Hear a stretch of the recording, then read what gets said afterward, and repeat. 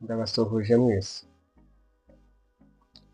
Nifuzaga ko twaganira ku bintu bitandukanye ariko bishingiye ku mahirwe tugenda tubona umunsi ku munsi.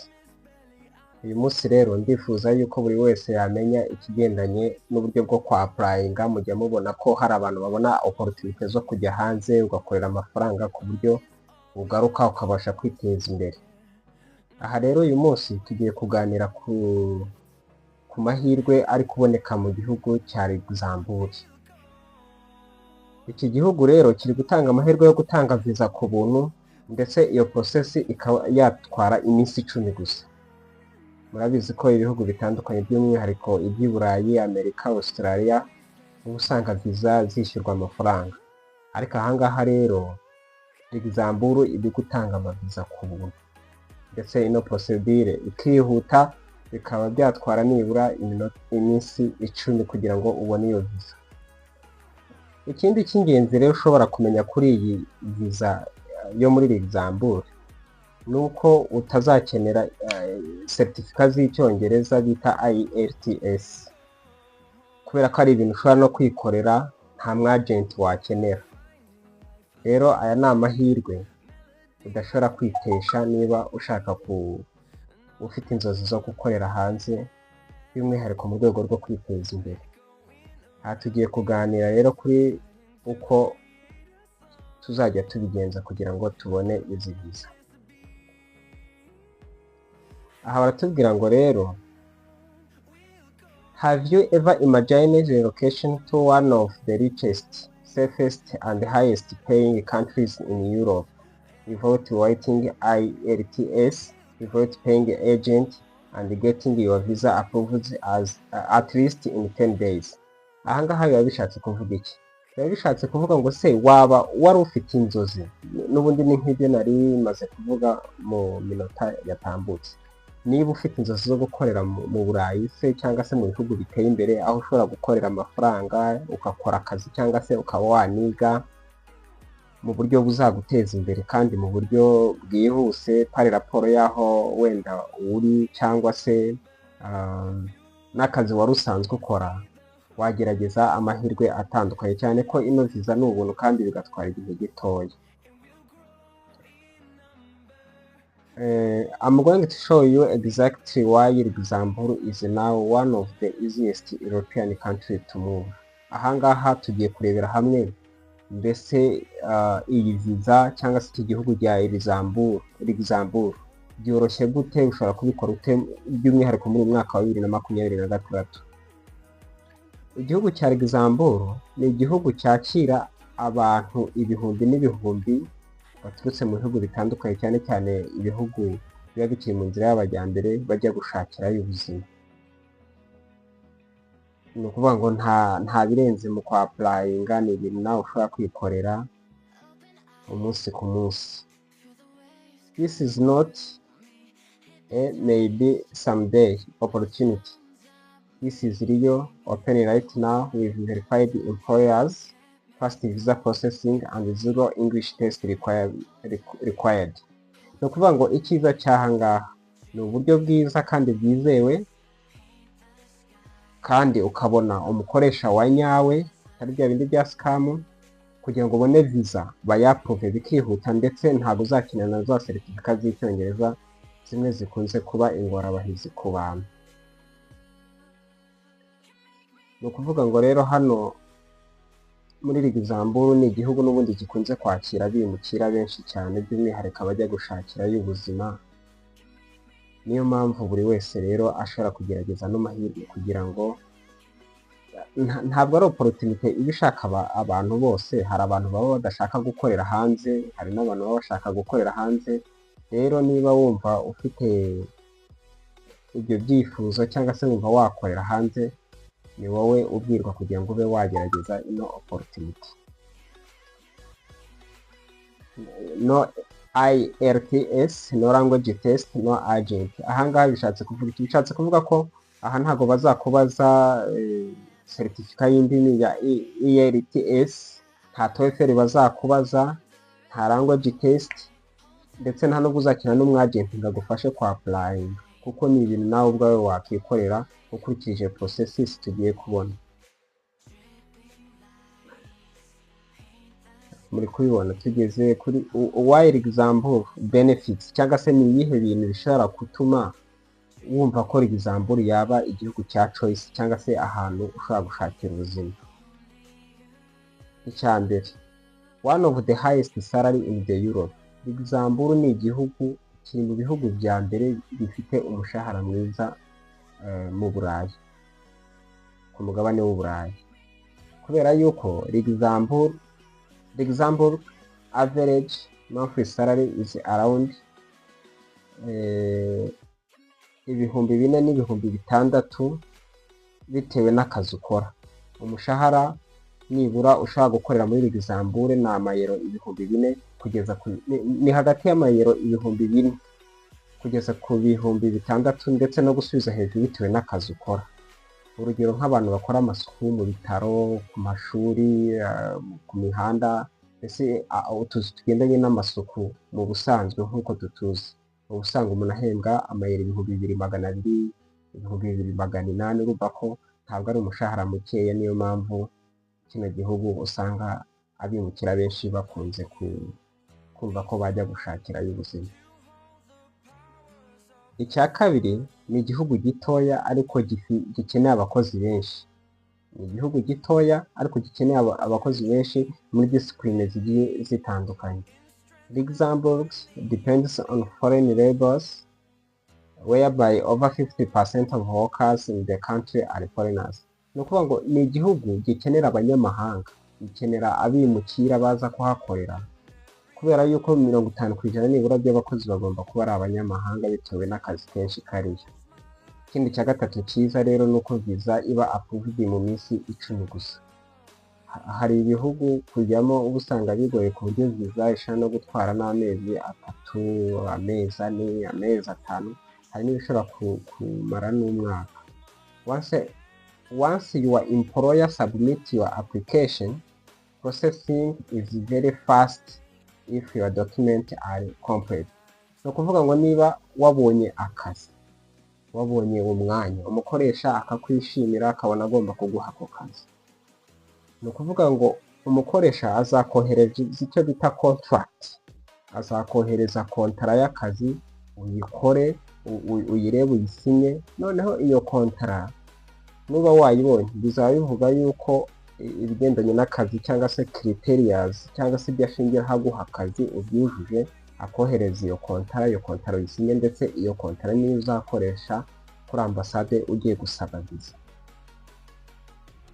Noneho icya kane gituma wumva yuko muri example ari amahoro cyangwa se ari ahantu ho gushakira ubuzima, ni uko batazagusaba language test cyangwa se ngo bagusabe certificate y'icyongereza zino zikunzwe kwitwa IELTS cyangwa se TOEFL, ntabwo bazabikubaza.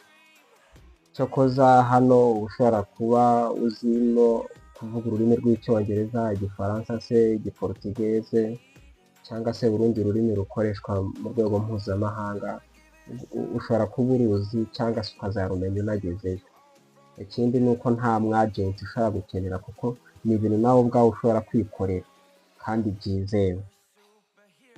Icya gatandatu, visa ni ubuntu nta mafaranga. There is no government visa fees for the type D work visa. Iyi visa bayita type D work visa.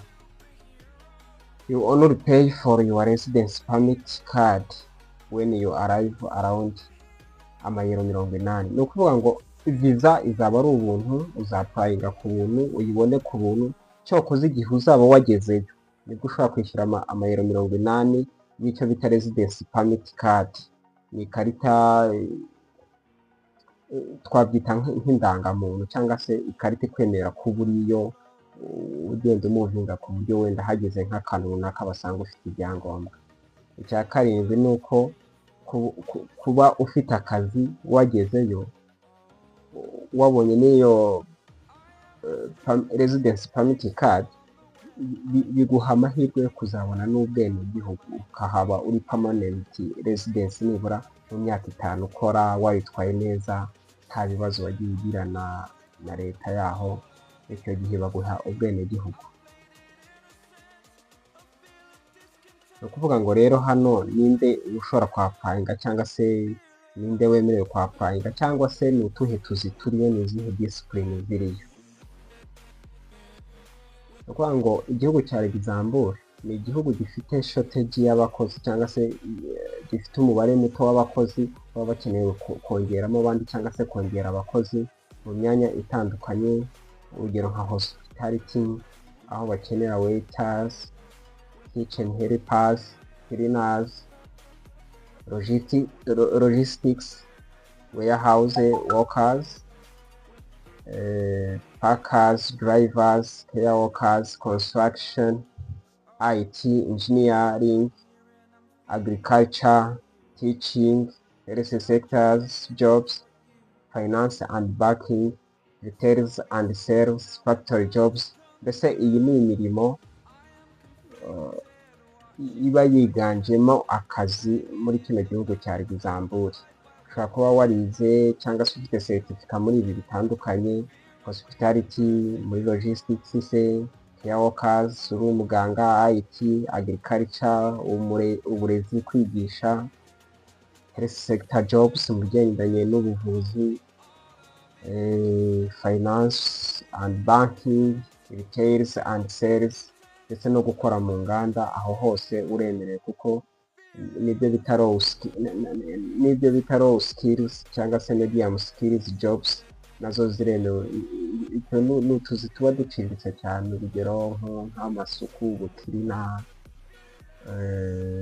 abantu barera abana, mbese ibintu biri aho. Utwo tuzi natwo turiyo, ubaye dushoboye urapurayinga nta kibazo. Noneho ibyo uzakenera, aha hari urutonde rw'ibintu uzakenera kugira ngo ube wemerewe kwapurayinga muri iki gihugu cya Luxembourg. Icyambere kugira ngo wapurayinge ino viza yo muri Luxembourg, ugomba kuba wabonye akazi, warapurayinze kuri job portals cyangwa se imbuga basabiraho akazi, donc umukoresha akabona ko ako kazi ugakwiriye, akaguha akazi, akakohereza invitation letter cyangwa se akakohereza contract, ariyo yayindi uzajyana kuri ambasade kugira ngo ubashe kubona visa. Icya kabiri ni uko uzaba ufite valid passport nibura. Hano ugomba kuba ufite passport nibura isigaje garanti nibura y'imyaka, guhera ku mezi 3 kugeza ku myaka 2. Iyo ngiyo niyo valid passport. Icya gatatu, ugomba gukora CV cyangwa se icyo bita CV igaragaza work experience. Mbese tuvuge nko muri ako kazi, niba ari ibyo wize cyangwa se wari usanzwe ukora, ukagaragaza ko ufite experience muri ako kazi cyangwa se usanzwe ugakora, ukabigaragaza nibura umwaka umwe wa experience uhagije mbese mu myanya y'utuzi twinshi dutandukanye tuba turi muri Luxembourg.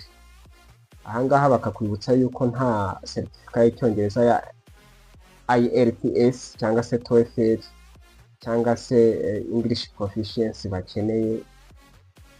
Icyo ari cyo cyose, akazi ako ari ko kose rwose uzajya ubasha kugakora. Gusa nawe nk'umuntu ugiye kujya i Burayi, ahantu batavuga Ikinyarwanda cyangwa se batavuga izi ndimi zacu ziriho ko muri Afurika, ugomba kuba uzi indimi ziri international, ariko bitavuze ko bazagusaba izo certificate.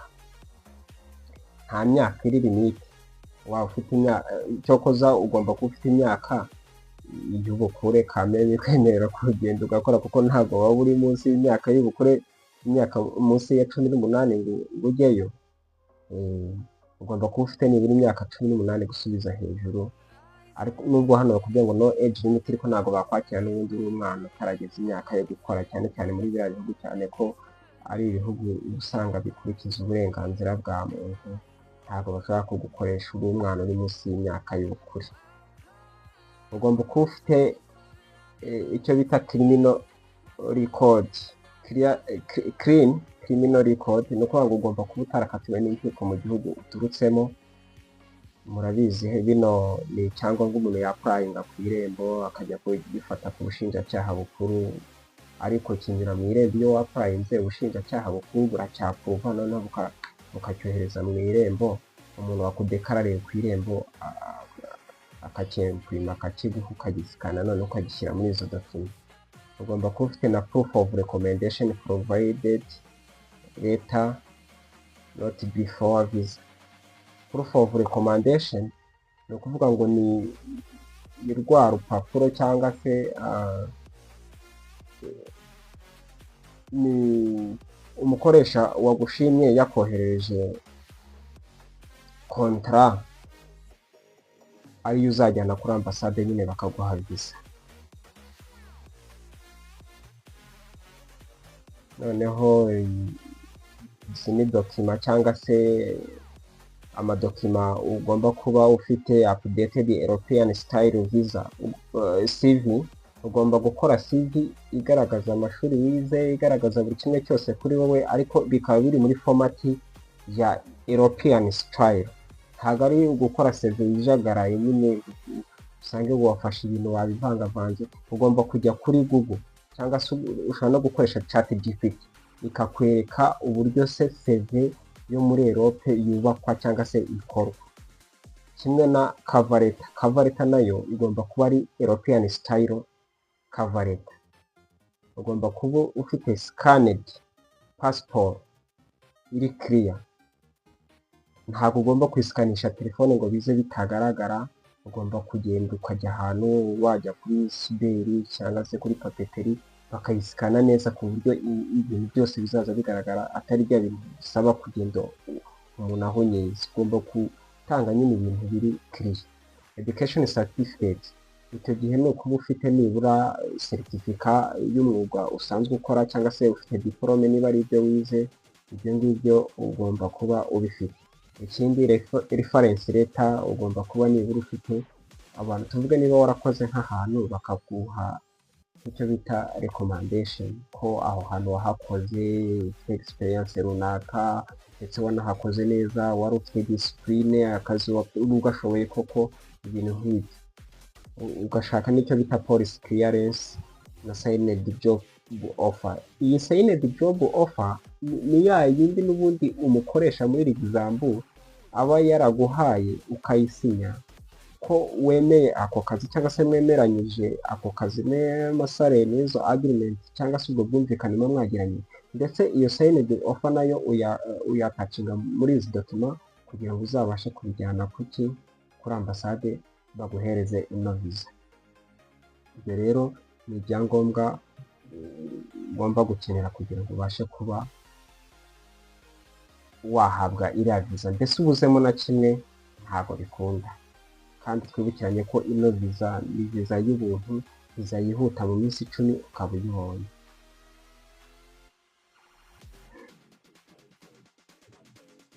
Step by step visa process, 10-day approval. Iyi ni visa ubona mu minsi 10 waapurayinze cyangwa se udepoje dosiye yawe irimo bya byangombwa twavuze haruguru kuri ambasade. Now this is where I want to pay attention. I will break down the complete process from start to finish. No kuvuga ngo hano rero aha ni ukumakinga sure yuko witonze cyane, ntuzahure n'abasikama ngo bakurye amafaranga yawe. Oya, kubera ko ino visa ni ubuntu kandi nawe ni ibintu ushobora kubyikorera. Cyakoze ubonye ufite ubumenyi bukeya ushobora kwitabaza abantu babizi, wenda bashaka kwaka nka service fees wenda nkeya, ariko nyine batagukakaje cyane kuko amakuru uba wayiboneye. Ahantu rero uzakura akazi ni ukuvuga ngo hariho icyo bita job portals ziri official platforms ushobora kwaka akazi muri LUXAMBOURG. Iya mbere ni ADEN, official government portal. Iyi ni iya leta nk'uko mu Rwanda dufite iyo bita e-recruitment nyine muri mifota. Iyi ni iya leta ya LUXAMBOURG. Uraza kuyandika muri Google, iyo portal iraza guhita ifunguka kuko ni website yayo, urahita uyibona. Hanyuma uraza gusangaho imyanya waapurayinge, ushyiremo bya bintu byose umukozi nakwishimira guha akazi. Indi portal tunyuraho dushaka akazi muri LUXAMBOURG ni EURES cyangwa se EURES European Job Mobility Portal. Iyi ngiyi yo ni portal cyangwa se website tunyuraho kugira ngo dushake akazi mu Burayi bwose. Ni ukuvuga ngo iyi portal iyo uyinyuzeho, kubera ko Luxembourg iri muri Schengen countries, ikaba mu bihugu by'Uburayi, n'ubundi ni ku mugabane w'Uburayi, ariko ino portal yo ushobora kuapurayingaho ukabona n'akazi mu Bufaransa, mu Finland, Norvege, Denmark, Portugal, mbese yo ishobora kuguha akazi aho ariho hose mu Burayi, ariko nayo wayikoresha ushaka akazi muri Luxembourg, kubera ko Luxembourg nayo iri mu Burayi. Ushobora gukoresha LinkedIn iri verified, ukareba umwemployer uri verified cyangwa se umukoresha ubyemerewe n'amategeko, utazahuraho nanone n'abascammers. Hari abantu bashaka kwiyitirira ikintu runaka bagira ngo bazakugire amafaranga, umuntu akiyita umukoresha kugira ngo azakugire amafaranga. Iyindi ni iyi moovijob.com, jobs.ru. Izi zose maze kubereka ni job portals ushobora gukoresha wapurayingaho akazi ko muri Luxembourg. Ikindi, employer applies for you a work authorization. Once you get the job offer, your employer submit contract, passport copy, job description, proof of labor market shortage. This takes 3 to 10 business days to approve. This is the stage where example is extremely fast. No kuvuga ngo igihe wagiye kuri za job portals ukaapurayinga akazi, noneho hakagira umukoresha cyangwa se company runaka ikakwishimira, ikabona ko igomba kuguha akazi, izakohereza bino bintu bine. Izakohereza icyo bita kontra, umusinyane kontra,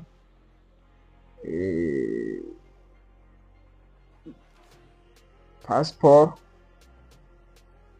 akohereze na job description.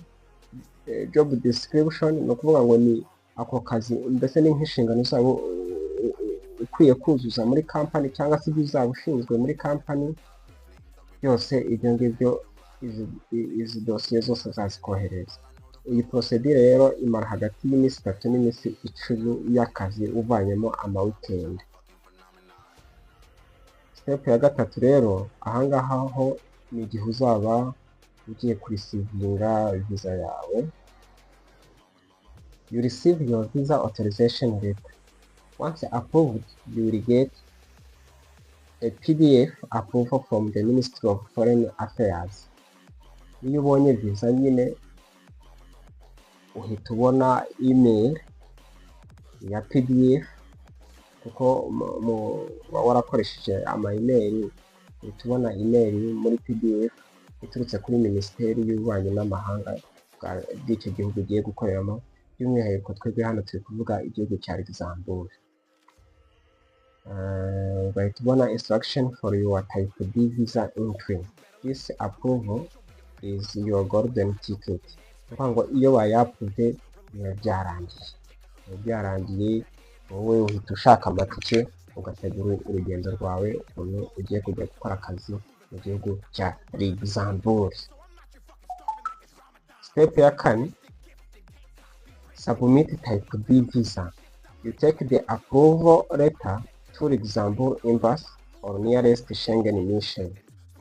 Visa ni 0, bitwara hagati y'iminsi 5 n'iminsi 10. Ni ukuvuga ngo ufata bya byangombwa byawe ukabidepoza muri Minisiteri y'Ububanyi n'Amahanga, warangiza noneho ugasubmitinga, hanyuma iyo approval letter yavuye kuri Ministry of Foreign Affairs, iyo ngiyo niyo utwara kuri ambasade ya Luxembourg mu gihugu uherereyemo, cyangwa se nearest Schengen mission. Ni ukuvuga ngo Schengen mission ni igihe haba hari nk'umukonsuleti ushobora kureberera ibyo bihugu byo muri Schengen, Schengen twibukiranye ko ni ibihugu bigera muri 28 byo ku mugabane w'i Burayi, aho ubaye uri mu gihugu kimwe ushobora kujya mu kindi batagusabye viza, ushobora kuva hamwe ukajya ahandi, ukaba wakorera ahandi batagusabye viza.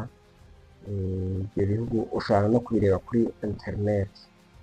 Noneho iyo viza yawe yabonetse ugiye kugenda muri Luxembourg, uzakenera icyo bita medical check, biometrics biri kumwe, cyangwa residence card igura ya mayero 80.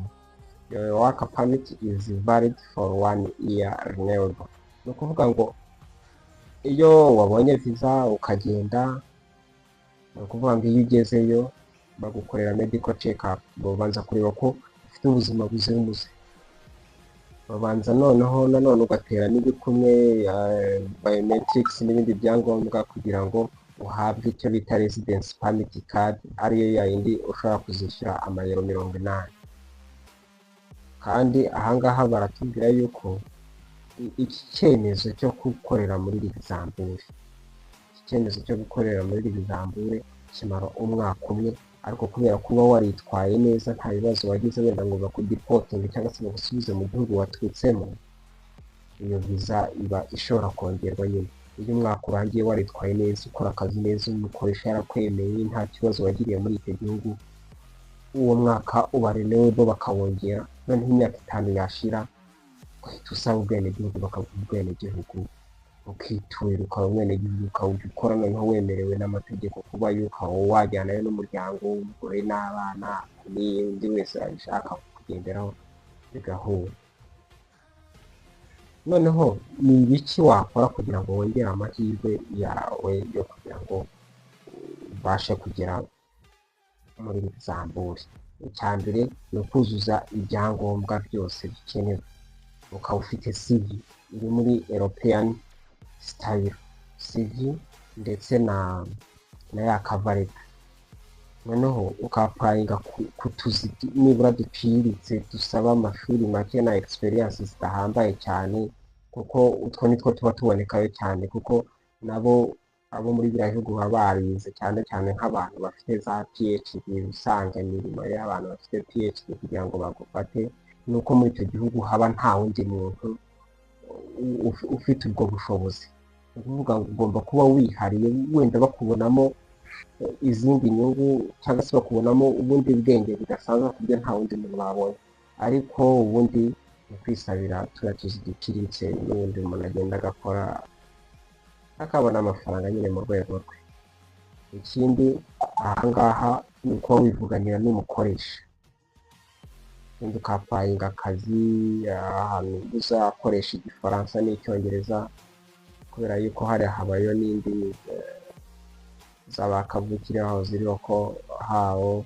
Kandi noneho ukareba ku madisipurine cyangwa se ku myanya y'utuzi ikenewe cyane kurusha indi, mbese aho bakeneye abakozi cyane. Ibyo ngibyo ni ibintu bizaguha amahirwe rero kugira ngo wongere amahirwe yo kujya gukorera muri Luxembourg. Noneho hariho amakosa abantu bakora bakiyicira amahirwe yo kujya gukorera muri Luxembourg. Ni ayahe rero? General CV for all jobs. Ni ukuvuga ngo ni ugukora CV itari nziza, itagendanye na iriya style ya European style format. Kwapanga kuri LinkedIn gusa ntuce muri za photos nk'iriya ya EURES iri common for Europe.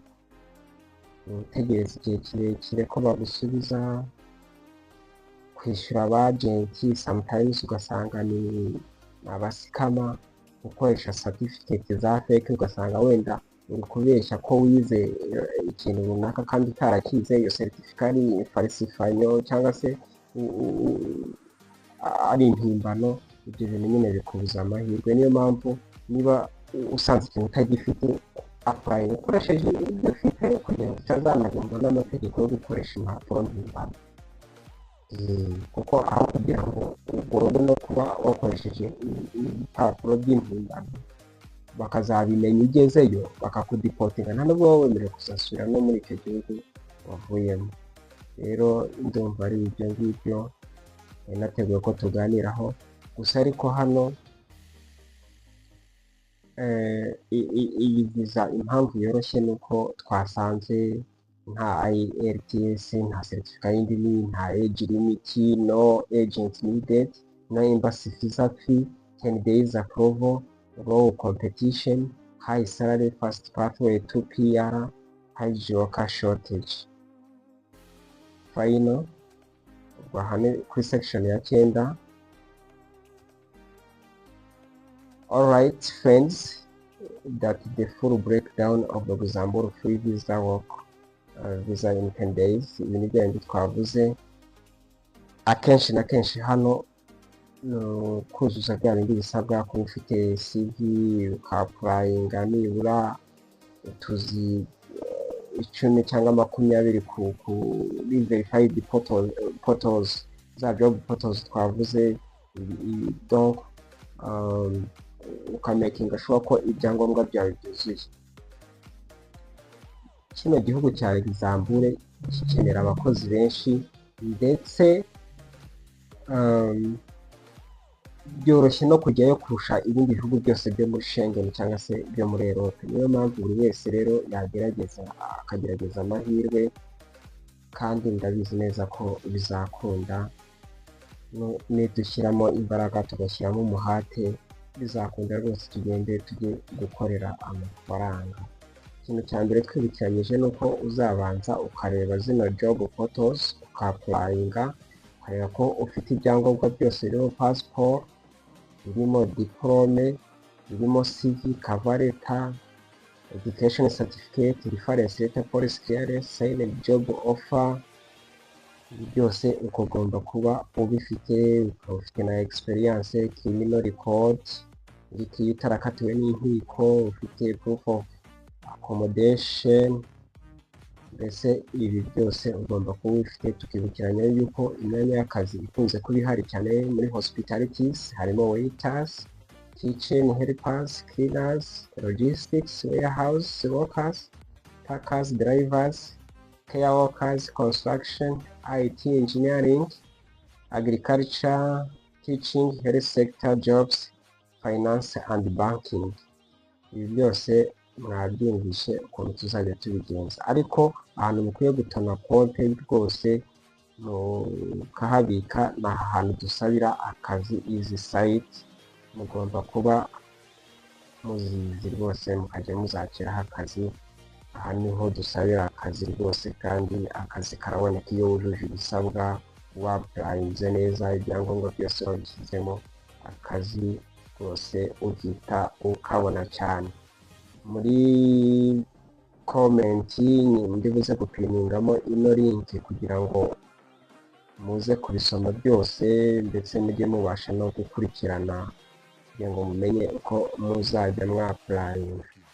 Ino channel rero ni channel izajya inyuraho opportunity nyinshi cyane zitandukanye, kugira ngo tujye dufashanya gushaka opportunity cyangwa se gushaka ukuntu twahindura ubuzima bumwe, tukava muri step imwe tukajya mu yindi, bijyanye n'amahirwe aba hari mu Rwanda cyangwa se ku isi yose muri rusange.